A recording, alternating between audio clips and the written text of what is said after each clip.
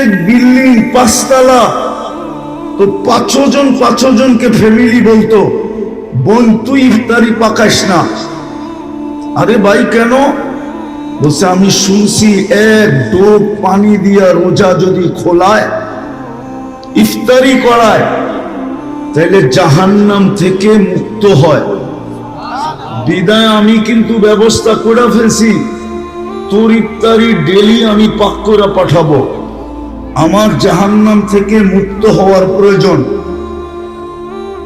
তাইলে সামনে আলাও বলতো, বোন তোর আগে আমিও ব্যবস্থা করে ফেলছি, আমিও তোর ইফতারি ডেলি পাক করে পাঠাবো, তুই কিন্তু পাকাইস না। ইফতারি নিয়ে টানাটানি চলতেছে। আরেক দল লোক দেখা যেত রাস্তায় দাঁড়ায় আছে, ঠিক আজানের পূর্বক্ষণ, অল্প কিছুক্ষণ আগে। আরে ভাই তুই রাস্তায় কেন?